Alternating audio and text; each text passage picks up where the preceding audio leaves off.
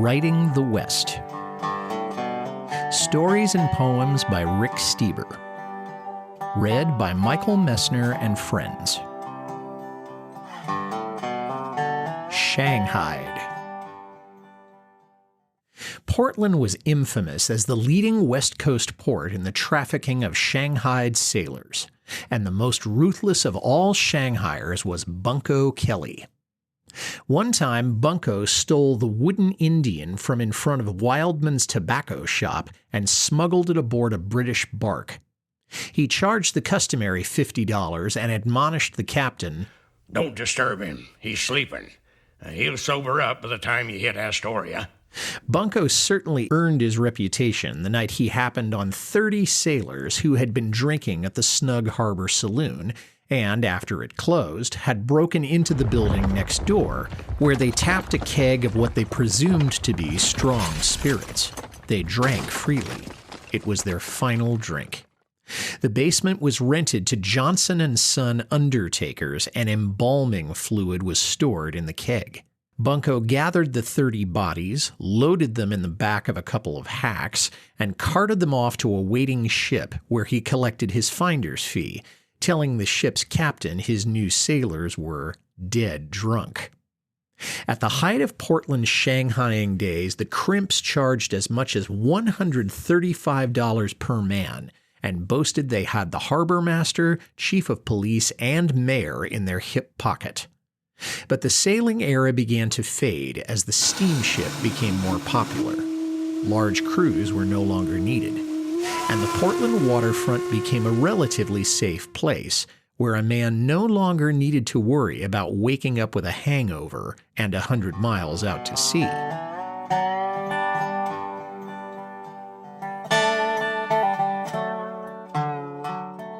Billy Clanton. Billy Clanton claimed he never wanted trouble with the law, but there he was in Tombstone, the afternoon of October 26, 1881, staring down the barrel of Morgan Earp's gun. Billy and his two older brothers had been working with several outlaws rounding up cattle across the border in Mexico and selling them to Arizona ranchers. That day they were about to leave town with a wagon loaded with supplies. Cutting them off were the Earp brothers, Wyatt, Virgil, and Morgan, along with Doc Holliday. They represented the law in Tombstone and ordered the outlaws to throw down their weapons. Billy Clanton immediately raised his hands and shouted, "Don't shoot! We don't want to fight!" In response, Morgan Earp shoved his six-shooter toward Billy Clanton and fired point blank into the young man's chest.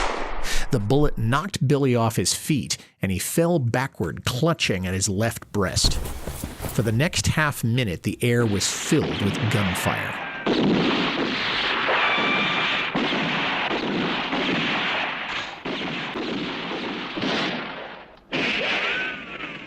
Even though Billy had been wounded in the chest and had his right wrist shattered, he managed to draw his Smith & Wesson revolver with his left hand. Lying on his back, with the gun propped on his knees, he continued firing.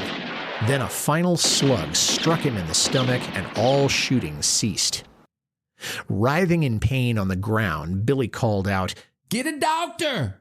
A group gathered around the stricken young man, and as they picked him up and carried him to a nearby building, he spoke in a raspy whisper. "Boys, pull off my boots. I promised my mother I would never die with my boots on." After he was laid out on the floor, 19-year-old Billy began to cry. He tried to pull himself up, calling out, "They murdered me!" A doctor arrived and injected him with 2 syringes of morphine. A few moments later, the struggle ended. "Drive the crowd away," rasped Billy Clanton, and promptly died.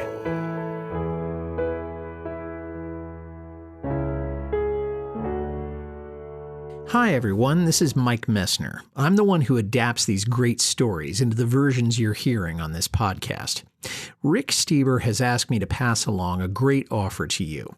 If you call his store in Prineville, Oregon at 541-447-3115 and place an order for one or more of his books, he'll give you a 20% discount on your order if you mention this podcast and use the code WTW2025.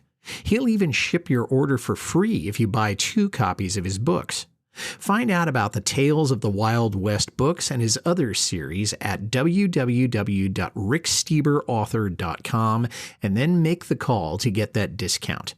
I'll give you that info again. Call him at 541-447-3115. Mention Writing the West and give the code WTW2025 and Rick will knock 20% off the price of your order. Thanks for listening. Enjoy the rest of the show. Nonstop.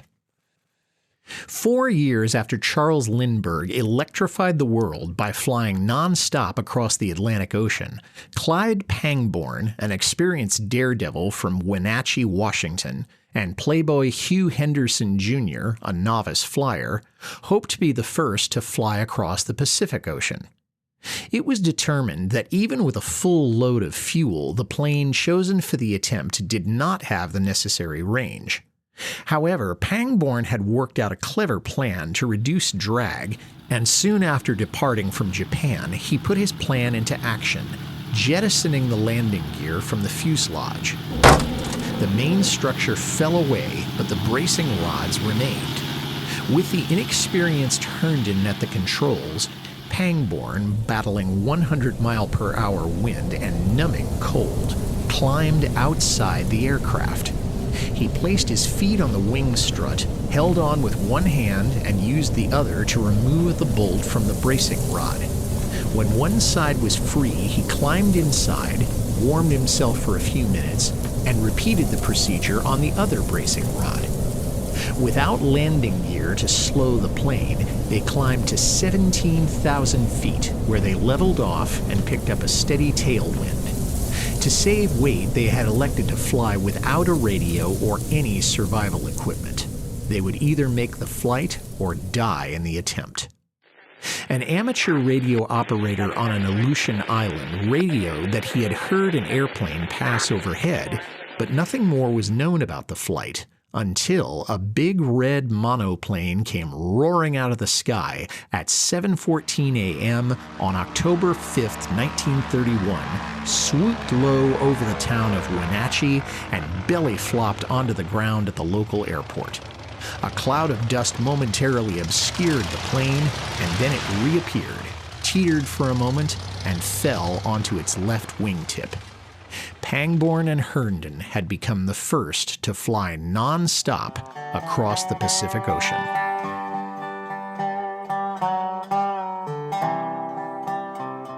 Trail of Tears. The Reverend H.K. Hines, a Methodist missionary, arrived in the Umpqua Valley to establish a mission. He decided against it when he found the ranks of the once proud Umpqua nation decimated by white man's diseases. He wrote that the remaining natives were scattered, degraded, and cruel. They are evidently dying away, and as a people without hope and without remedy. Though a mission might save individuals, as a people, the Umpquas cannot be saved. They are darkly, terribly, certainly doomed. In September 1853, a treaty was signed with the remaining members of the Cow Creek Band of the Umpquas. They relinquished their claim to the Umpqua Valley in exchange for $12,000 worth of food and supplies and a small reservation. 3 years later, in the dead of winter, the natives were marched north to the Grand Ronde Reservation. An eyewitness, homesteader Mary Huntley, gave an account of the day the natives were forced to leave. She wrote, "The natives made the valley ring with the same funeral chant that they made over their dead. It was something terrific, that last howling that the natives ever made in the Umpqua. It rang out in the crisp morning air that sad day. The march was terrible to them, leaving the homes that had been theirs through all time." Of the 300 members of the tribe who marched through the mountains that dreadful winter, fewer than 200 survived the Trail of Tears and reached the reservation at Grand Ronde.